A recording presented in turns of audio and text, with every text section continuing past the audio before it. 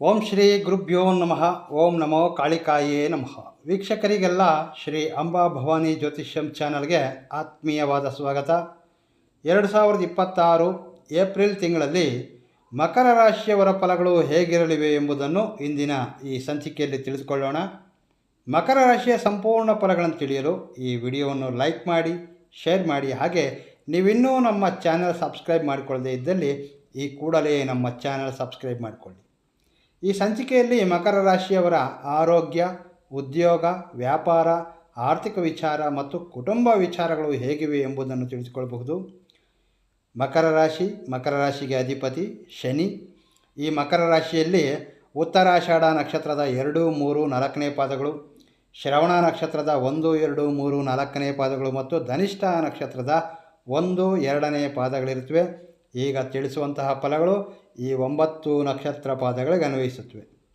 ಈಗ ಫಲಗಳನ್ನು ತಿಳಿಯುವ ಮೊದಲು ಒಮ್ಮೆ ಗ್ರಹ ಸ್ಥಿತಿಯನ್ನು ಗಮನಿಸೋಣ. ಏಪ್ರಿಲ್ ತಿಂಗಳ ಗ್ರಹ ಸ್ಥಿತಿಯನ್ನು ಗಮನಿಸೋದ್ರಿಂದ ಫಲಗಳು ನಿಮಗೆ ಸುಲಭವಾಗಿ ಅರ್ಥವಾಗುತ್ತವೆ. ದ್ವಿತೀಯ ಸ್ಥಾನದಲ್ಲಿ ರಾಹು ಇದ್ದಾರೆ, ಅಷ್ಟಮ ಸ್ಥಾನದಲ್ಲಿ ಕೇತು, 3 ಮತ್ತು 12ನೇ ಸ್ಥಾನಾಧಿಪತಿಯಾದಂತಹ ಗುರುವು 6ನೇ ಸ್ಥಾನವಾದ ಮಿಥುನ ರಾಶಿಯಲ್ಲಿದ್ದಾರೆ. ಇನ್ನು ಪರಮಯೋಗಕಾರಕನಾದಂತಹ ಶುಕ್ರ ಈ ತಿಂಗಳಲ್ಲಿ 2 ರಾಶಿಯಲ್ಲಿ ಸಂಚರಿಸಲಿದ್ದಾರೆ. 19 ಏಪ್ರಿಲ್ವರೆಗೆ ಶುಕ್ರನು ಮೇಷರಾಶಿಯಲ್ಲಿರ್ತಾರೆ. 20 ಏಪ್ರಿಲ್ನಿಂದ ತನ್ನ ಸ್ವಸ್ಥಾನವಾದಂತಹ ವೃಷಭ ರಾಶಿಯಲ್ಲಿರಲಿದ್ದಾರೆ. ಅಷ್ಟಮಾಧಿಪತಿ ರವಿಗ್ರಹವು 13 ಏಪ್ರಿಲ್ವರೆಗೆ ಮೀನದಲ್ಲಿದ್ದು 14 ಏಪ್ರಿಲ್ನಿಂದ ಮೇಷರಾಶಿಯಲ್ಲಿ ಸಂಚರಿಸಲಿದ್ದಾರೆ. ಇನ್ನು ಬುಧ ಏಪ್ರಿಲ್ 10ರವರೆಗೆ ಕುಂಭರಾಶಿಯಲ್ಲಿದ್ದು ಏಪ್ರಿಲ್ 11ರಿಂದ ಮೀನ ರಾಶಿಗೆ ಬರಲಿದ್ದಾರೆ. ಮೀನರಾಶಿಯಲ್ಲಿ ಬುಧನು ಸ್ವಲ್ಪ ಬಲಹೀನವಾಗಿರ್ತಾನೆ. ಸೊ ಇದು ಏಪ್ರಿಲ್ ತಿಂಗಳ ಗ್ರಹ ಸ್ಥಿತಿ. ಇನ್ನು ಫಲಗಳನ್ನು ನೋಡೋಣ. ಮುಖ್ಯವಾಗಿ ಮಕರ ರಾಶಿಯವರಿಗೆ ಗ್ರಹ ಸ್ಥಿತಿಯನ್ನು ಗಮನಿಸಿದಾಗ ಈ ಏಪ್ರಿಲ್ ತಿಂಗಳನ್ನು 2 ಭಾಗವಾಗಿ ಹೇಳಬಹುದು. ಏಪ್ರಿಲ್ ತಿಂಗಳ ಮೊದಲ ಭಾಗ ಜಾಗ್ರತೆಗಳನ್ನು ತೆಗೆದುಕೊಳ್ಳುವಂತಹ ಪರಿಸ್ಥಿತಿ, 2ನೇ ಭಾಗ ಒಳ್ಳೆಯ ಶುಭ ಫಲಗಳು ಬರ್ತಕ್ಕಂತಹ ಸ್ಥಿತಿ ಅಂತ ಹೇಳ್ಬೋದು. ಸೊ ಈಗ ಒಂದರ ನಂತರ ಒಂದು ಡೀಟೇಲ್ ಆಗಿ ನೋಡೋದಾದರೆ, ಮೊದಲಿಗೆ ಆದಾಯ, ಖರ್ಚು ಮತ್ತು ಇನ್ವೆಸ್ಟ್ಮೆಂಟ್, ಆರ್ಥಿಕ ವಿಚಾರವನ್ನು ಗಮನಿಸೋದಾದರೆ ರಾಹು ಎಲ್ಲಿದ್ದಾರೆ? ನಿಮಗೆ ಧನಸ್ಥಾನದಲ್ಲಿದ್ದಾರೆ. ಹಾಗೆ 6 ಮತ್ತು 9ನೇ ಅಧಿಪತಿ ಬುಧನೂ ಸಹ 10ರವರೆಗೂ ರಾಹುವಿನ ಜೊತೆಯಲ್ಲೇ ಇರ್ತಾರೆ.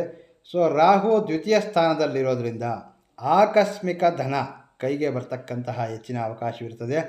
ಆದರೆ ಆ ಬಂದಂತಹ ಹಣ EMIಗಳಿಗೆ, ಸಾಲ ಮರುಪಾವತಿಗೆ ಅಥವಾ ಯಾವುದಾದ್ರೂ ಬ್ಯಾಂಕ್ ಋಣಗಳಿಗೆ ತಕ್ಷಣ ಖರ್ಚಾಗ್ತಕ್ಕಂತಹ ಸಾಧ್ಯತೆಗಳಿರುತ್ತವೆ. ಹಣ ಬರ್ತದೆ, ಆದರೆ ಯಾವುದೋ ಒಂದು ರೂಪದಲ್ಲಿ ಹೊರ ಹೋಗುತ್ತದೆ. ಈ ತಿಂಗಳಲ್ಲಿ ಉಳಿತಾಯ ಮಾಡುವುದು ಸಹ ಸ್ವಲ್ಪ ಕಷ್ಟವೇ ಅಂತ ಹೇಳಬಹುದು.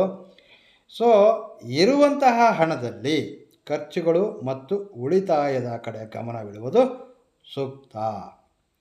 ಇನ್ನು ಲಾಂಗ್ ಟರ್ಮ್ ಇನ್ವೆಸ್ಟ್ಮೆಂಟ್ ವಿಚಾರಕ್ಕೆ ಬಂದರೆ, ಈ ಒಂದು ಅಷ್ಟಮಾಧಿಪತಿ ರವಿ 4ನೇ ಸ್ಥಾನದಲ್ಲಿ 14ರಿಂದ ಇರಲಿದ್ದಾರೆ. ಸೊ ಯಾವುದಾದರೂ ಕಮರ್ಷಿಯಲ್ ಪ್ರಾಪರ್ಟೀಸ್ ಅಥವಾ ಯಾವುದಾದರೂ ರಿಯಲ್ ಎಸ್ಟೇಟು ಮತ್ತು ವಾಹನ ಖರೀದಿ ವಿಚಾರಗಳಲ್ಲಿ ಇದೊಂದು ಪಾಸಿಟಿವ್ ಶುಭ ಸಮಯ ಅಂತಲೇ ಹೇಳ್ಬಹುದು. ಭೂಮಿ, ಮನೆ ಅಥವಾ ಆಫೀಸ್ಗಾಗಿ ಪ್ರಾಪರ್ಟಿ ಇಂಥವುಗಳನ್ನು ಲಾಂಗ್ ಟರ್ಮ್ ದೃಷ್ಟಿಯಲ್ಲಿ ಇಟ್ಕೊಂಡು ಪ್ಲ್ಯಾನ್ ಮಾಡಿದರೆ ನಿಮಗೆ ಮುಂದಿನ ದಿನಗಳಲ್ಲಿ ಒಳ್ಳೆಯ ಲಾಭಗಳು ಬರ್ತಕ್ಕಂತಹ ಸಾಧ್ಯತೆಗಳಿರುತ್ತವೆ.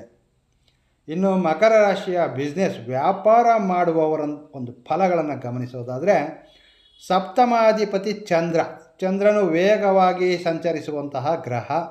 ಇದನ್ನು ಹೊರತುಪಡಿಸಿ ಗುರುಗ್ರಹ 6ನೇ ಸ್ಥಾನದಲ್ಲಿರೋದ್ರಿಂದ ಎಕ್ಸ್ಪೆನ್ಷನ್, ಸೊ ಬಿಸ್ನೆಸ್ನ ಎಕ್ಸ್ಪೆನ್ಷನ್ಗಾಗಿ ಯಾವುದಾದ್ರೂ ಬ್ಯಾಂಕ್ಗಳಲ್ಲಿ ಲೋನ್ ಪ್ರಯತ್ನ ಮಾಡ್ತಾ ಇರ್ತಕ್ಕಂಥವ್ರಿಗೆ ಇದು ಅನುಕೂಲಕರವಾದಂತಹ ಸಮಯ. ಕಾರಣ 12th ಹೌಸ್ ಅಂದರೆ ಖರ್ಚು, 6ನೇ ಸ್ಥಾನ ಅಂದರೆ ಋಣಗಳು, ಲೋನ್ಸು. ಗುರು ಋಣಸ್ಥಾನದಲ್ಲಿರೋದ್ರಿಂದ ಎಕ್ಸ್ಪ್ಯಾನ್ಷನ್ ಮಾಡುವುದಕ್ಕೆ ಅವಕಾಶ ಕೊಡ್ತಾನೆ.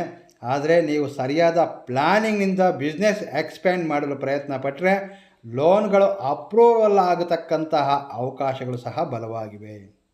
ಸಹಜವಾಗಿ ಲೋನ್ಗಳಿಗೆ ಕಾರಕನು ಕುಜನೂ ಸಹ ಮಿತ್ರಕ್ಷೇತ್ರದಲ್ಲೇ ಇದ್ದಾರೆ. ಸೊ ಪಾಸಿಟಿವ್ ಆಗೇ ಇರುತ್ತೆ ಅಂತ ಹೇಳ್ಬೋದು. ಆದರೆ ಈ ಸಮಯದಲ್ಲಿ ಯಂತ್ರಗಳಲ್ಲಿ ಅಥವಾ ವಾಹನಗಳಲ್ಲಿ ಲೋಪದೋಷಗಳು ಕಾಣಿಸಬಹುದು, ರಿಪೇರಿಗಳು ಸಹ ಬರ್ತಕ್ಕಂತಹ ಸಾಧ್ಯತೆಗಳಿರ್ತವೆ. ಕಾರಣ ಈ ಶನಿ, ಕುಜ, ಬುಧ ಇಂತಹ ಒಂದು ಕಾಂಬಿನೇಷನ್ ಇರೋದರಿಂದ.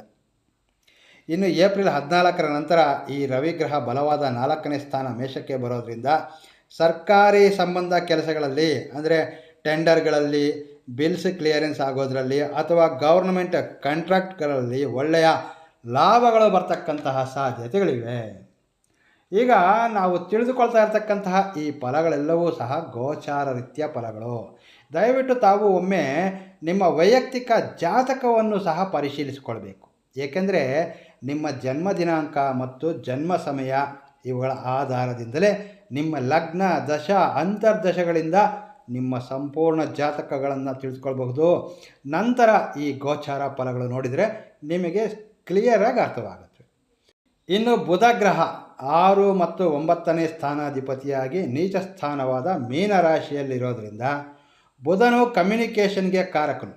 ಸೊ ಕಮ್ಯುನಿಕೇಷನ್ನಲ್ಲಿ ಲೋಪಗಳು ಮತ್ತು ಈ ಡಾಕ್ಯುಮೆಂಟ್ಸ್ಗಳಲ್ಲಿ ತಪ್ಪುಗಳಾಗ್ತಕ್ಕಂತಹದ್ದು, ಅಕೌಂಟ್ಸ್ಗಳಲ್ಲಿ ಯಾವುದಾದ್ರೂ ವ್ಯತ್ಯಾಸ ಆಗದೇ ಇರತಕ್ಕಂತಹ ರೀತಿ ನೋಡಿಕೊಳ್ಬೇಕು. ಇಂತಹ ವಿಚಾರಗಳಲ್ಲಿ ವ್ಯತ್ಯಾಸ ಕಾಣ್ತಕ್ಕಂತಹ ಸಾಧ್ಯತೆಗಳಿದೆ. ಸೊ ಕೇರ್ಫುಲ್ ಆಗಿರ್ತಕ್ಕಂತಹದ್ದು ಒಳ್ಳೆಯದು.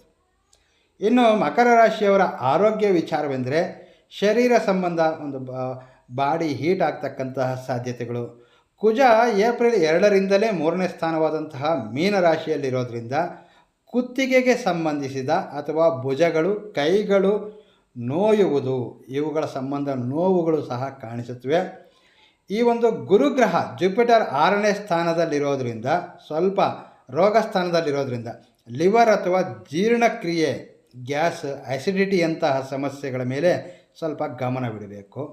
ಇನ್ನು ಸ್ತ್ರೀಯರ ವಿಷಯದಲ್ಲಿ ಮುಖ್ಯವಾಗಿ ಗಂಟಲಲ್ಲಿ ಇನ್ಫೆಕ್ಷನ್ ಆಗ್ತಕ್ಕಂತಹದ್ದು, ಥೈರಾಯ್ಡು ಮತ್ತು ಕೆಲವೊಂದು ಹಾರ್ಮೋನ್ ಸಮಸ್ಯೆಗಳು ಸಹ ಕಾಣಬಹುದು. ಇನ್ನು ರವಿಗ್ರಹ 4ನೇ ಸ್ಥಾನವಾದ ಮೇಷರಾಶಿಗೆ ಬಂದ ಮೇಲೆ ನಿಮ್ಮಲ್ಲಿ ಶಕ್ತಿ, ಆತ್ಮವಿಶ್ವಾಸ ಹೆಚ್ಚಾಗುತ್ತೆ ಅಂತ ಹೇಳಬಹುದು. ನಂತರ ಸಮಯಕ್ಕೆ ಸರಿಯಾಗಿ ಈ ಒಂದು ರೀತಿಯ ಹೆಲ್ತ್ ಚೆಕಪ್ ಮಾಡಿಸ್ಕೊಳ್ತಕ್ಕಂಥದ್ದು ಸಹ ಬಹಳ ಮುಖ್ಯ. ಇನ್ನು ಉದ್ಯೋಗ, ಸರ್ಕಾರಿ ಉದ್ಯೋಗದಲ್ಲಿರ್ತಕ್ಕಂಥವ್ರಿಗೆ ರಾಹು 2ನೇ ಸ್ಥಾನದಲ್ಲಿರೋದ್ರಿಂದ ನಿಮ್ಮ ಮಾತಿನಲ್ಲಿ ಸ್ವಲ್ಪ ಕಠಿಣತ್ವ ಮತ್ತು ಮಾತುಗಳು ಸ್ಪಷ್ಟವಾಗಿಲ್ಲದಂತಹ ಕಾರಣಕ್ಕಾಗಿ ನಿಮ್ಮ ಮೇಲಾಧಿಕಾರಿಗಳಿಂದ ಸ್ವಲ್ಪ ಮಟ್ಟಿನ ಒಂದು ರೀತಿಯ ಘರ್ಷಣೆಗಳು ಕಾಣಬಹುದು. ಸೊ ಪೇಷನ್ಸ್ ಬಹಳ ಮುಖ್ಯ, ತಾಳ್ಮೆಯಿಂದ ಇರಿ. ನಿಮ್ಮ ಕೆಳಗೆ ಕೆಲಸ ಮಾಡ್ತಕ್ಕಂಥವರು ಅವರು ಮಾಡಿರ್ತಕ್ಕಂತಹ ತಪ್ಪುಗಳಿಗೂ ಸಹ ನೀವು ಜವಾಬ್ದಾರಿಯನ್ನು ವಹಿಸಬೇಕಾಗ್ತದೆ.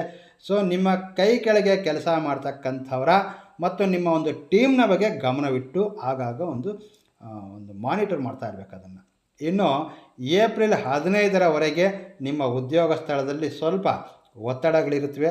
ಸೆಕೆಂಡ್ ಹಾಫ್ನಲ್ಲಿ ನಿಮ್ಮ ಉದ್ಯೋಗದಲ್ಲಿ ಅನುಕೂಲ ಮತ್ತು ಈ ಟ್ರಾನ್ಸ್ಫರ್ ಬಯಸ್ತಾ ಇರ್ತಕ್ಕಂಥವ್ರಿಗೆ ಅನುಕೂಲ ಆಗ್ತಕ್ಕಂತಹ ಸಾಧ್ಯತೆಗಳಿರುತ್ತವೆ. ಪ್ರಮೋಷನ್ ಅವಕಾಶಗಳು ಸಹ ಹೆಚ್ಚಾಗಿವೆ ಅಂತ ಹೇಳ್ಬೋದು. ಇಲ್ಲಿ ದಶಮಾಧಿಪತಿ ಶುಕ್ರ 20ರಿಂದ ಪಂಚಮ ಸ್ಥಾನ ಸ್ವಕ್ಷೇತ್ರದಲ್ಲಿರೋದ್ರಿಂದ ಟೀಚಿಂಗ್ ಸೆಕ್ಟರು, ಫೈನಾನ್ಸ್ ಸೆಕ್ಟರ್ ಮತ್ತು ಬ್ಯಾಂಕ್ ಸೆಕ್ಟರ್ನಲ್ಲಿರ್ತಕ್ಕಂಥವರಿಗೂ ಸಹ ಶುಭ ಫಲಗಳಿರ್ತವೆ. ಇನ್ನು ಏಪ್ರಿಲ್ 15ರ ನಂತರ ಈ ಖಾಸಗಿ ಉದ್ಯೋಗದಲ್ಲಿರ್ತಕ್ಕಂಥವರಿಗೆ ಮ್ಯಾನೇಜ್ಮೆಂಟ್ ಕಡೆಯಿಂದ ನಿಮಗೆ ಸಪೋರ್ಟ್ ಹೆಚ್ಚಾಗುತ್ತೆ ಅಂತ ಹೇಳ್ಬೋದು. ಸ್ಯಾಲರಿ ಹೈಕ್ ಆಗ್ತಕ್ಕಂತಹದ್ದು ಅಥವಾ ಪ್ರಮೋಷನ್ನು ಆನ್ ಟೈಮ್ ನಿಮಗೆ ಬರ್ತಕ್ಕಂತಹ ಚಾನ್ಸಸ್ ಬಹಳ ಹೆಚ್ಚಾಗಿದೆ ಅಂತ ಹೇಳ್ಬಹುದು. ಎಲ್ಲರಿಗೂ ಬರ್ತವೆ ಎಂದು ಹೇಳಲಾಗೋದಿಲ್ಲ. ನಿಮ್ಮಲ್ಲಿ ಅರ್ಹತೆಯುಳ್ಳವರಿಗೆ ಗೋಚಾರ ರೀತಿಯ ಅವಕಾಶಗಳು ಹೆಚ್ಚಾಗಿದೆ ಅಂತ ಹೇಳಬಹುದು. ಇನ್ನು ಮಕರ ರಾಶಿಯ ಸ್ತ್ರೀಯರ ಮತ್ತು ಕುಟುಂಬ ವಿಚಾರವನ್ನು ಗಮನಿಸೋದಾದರೆ ಮಕರ ರಾಶಿಯ ಸ್ತ್ರೀಯರಿಗೆ, ಗೃಹಿಣಿಯರಿಗೆ ಈ ತಿಂಗಳು ಈ ಓವರ್ ಥಿಂಕಿಂಗ್ ಹೆಚ್ಚಾಗಿರ್ತದೆ ಅಂತ ಹೇಳ್ಬೋದು. ಹೆಚ್ಚಾಗಿ ಆಲೋಚಿಸುವುದು, ಸಣ್ಣ ಪುಟ್ಟ ಮಾತುಗಳನ್ನು ಸಹ ದೊಡ್ಡದಾಗಿ ತೆಗೆದುಕೊಳ್ತಕ್ಕಂತಹದ್ದು, ಕೇಳಿಸದೇ ಇರತಕ್ಕಂತಹ ಮಾತುಗಳನ್ನು ಸಹ ಇವರು ಸ್ವತಃ ಊಹಿಸಿಕೊಳ್ತಕ್ಕಂತಹದ್ದು, ಮನೆಯಲ್ಲಿ ಯಾರೋ ಏನೋ ನಮ್ಮ ಬಗ್ಗೆ ಆಲೋಚನೆಯನ್ನು ಮಾಡ್ತಿದ್ದಾರೆ ಎಂಬಂತಹ ಒಂದು ಭ್ರಾಂತಿ, ನಿಮಗೆ ಏನೋ ಅನ್ಯಾಯವಾಗುತ್ತಿದೆ ಎಂಬಂತಹ ಆಲೋಚನೆ, ಇವೆಲ್ಲವೂ ಸರಿಯಲ್ಲ. ಯಾವುದನ್ನು ಇಮ್ಯಾಜಿನ್ ಮಾಡ್ಕೊಳ್ಳೋಕೆ ಹೋಗಬೇಡಿ. B on practical. ನಿಮ್ಮ ಬಗ್ಗೆ ನೀವು ಗಮನವಿಟ್ಕೊಳ್ಳಿ. ನಿಮ್ಮ ವೃತ್ತಿ, ವ್ಯಾಪಾರ, ಪರ್ಸ್ನಲ್ ಲೈಫ್ಗೆ ಹೆಚ್ಚಿನ ಆದ್ಯತೆಯನ್ನು ಕೊಡಿ. ನಿಮ್ಮ ಕುಟುಂಬ ವಿಚಾರವನ್ನು ಪಕ್ಕದವರೊಂದಿಗೆ ಮತ್ತು ಬಂಧುಗಳೊಂದಿಗೆ ಎಲ್ಲಿಯವರೆಗೂ ಶೇರ್ ಮಾಡಿಕೊಳ್ಬೇಕು ಎಂಬುದನ್ನು ಆಲೋಚಿಸಿ ಮಾತನಾಡಿ. ನಾವೇನಾದರೂ ನಮ್ಮ ಪರ್ಸ್ನಲ್ ವಿಚಾರಗಳನ್ನು ಮತ್ತು ನಮ್ಮ ಸಮಸ್ಯೆಗಳನ್ನು ಇತರರ ಬಳಿ ಹೇಳಿಕೊಂಡ್ರೆ ಆ ಕ್ಷಣಕ್ಕೆ ಮಾತ್ರ ಅವರು ನಮ್ಮ ಬಗ್ಗೆ ಕರುಣೆ ತೋರಿಸಬಹುದು, ನಂತರ ಅವರು ನಮ್ಮನ್ನು ಕೀಳಾಗೆ ನೋಡ್ತಾರೆ. ಇನ್ನು ಮಕರ ರಾಶಿಯ ಪ್ರೇಮಿಗಳಲ್ಲಿ ಮತ್ತು ದಂಪತಿಗಳಲ್ಲಿ ಸ್ವಲ್ಪ ಮಿಸ್ಅಂಡರ್ಸ್ಟ್ಯಾಂಡಿಂಗ್, ಒಂದು ಅಪಾರ್ಥಗಳು ಮಾಡಿಕೊಳ್ತಕ್ಕಂತಹ ಸಣ್ಣ ಪುಟ್ಟ ಮನಸ್ತಾಪಗಳು ಕಾಣ್ತಕ್ಕಂತಹ ಸಾಧ್ಯತೆಗಳಿರ್ತವೆ. ವೀಕ್ಷಕರೇ, ಪ್ರೀತಿ ಎಂದರೇನೆ ಗೌರವ ಮತ್ತು ಪರಸ್ಪರ ನಂಬಿಕೆ. ಈ ಎರಡನ್ನು ನೀವು ಮೇಂಟೈನ್ ಮಾಡಿದ್ದೇ ಆದಲ್ಲಿ ನಿಮ್ಮಿಬ್ಬರಲ್ಲಿ ಯಾವುದೇ ಸಮಸ್ಯೆಗಳು ಕಾಡ್ತಕ್ಕಂತಹ ಸಾಧ್ಯತೆಗಳು ಬರೋದೇ ಇಲ್ಲ. ಇನ್ನು ಈ ಏಪ್ರಿಲ್ ತಿಂಗಳಲ್ಲಿ ಮಕರ ರಾಶಿಯವರ ಅದೃಷ್ಟ ಸಂಖ್ಯೆ 4, ಅದೃಷ್ಟದ ವಾರ ಶನಿವಾರ, ಅದೃಷ್ಟ ವರ್ಣ ನೀಲಿ. ಇದಿಷ್ಟು ಏಪ್ರಿಲ್ ತಿಂಗಳ ಮಕರ ರಾಶಿಯವರ ಫಲಗಳು. ವೀಕ್ಷಕರೇ, ಮಕರ ರಾಶಿಯವರ ಫಲಗಳ ವಿಶ್ಲೇಷಣೆ ನಿಮಗೆ ಇಷ್ಟವಾದಲ್ಲಿ ತಪ್ಪದೇ ವಿಡಿಯೋವನ್ನು ಲೈಕ್ ಮಾಡಿ, ಶೇರ್ ಮಾಡಿ. ಮುಂದಿನ ಸಂಚಿಕೆಯಲ್ಲಿ ಭೇಟಿಯಾಗ್ತೇನೆ. ನಮಸ್ಕಾರ.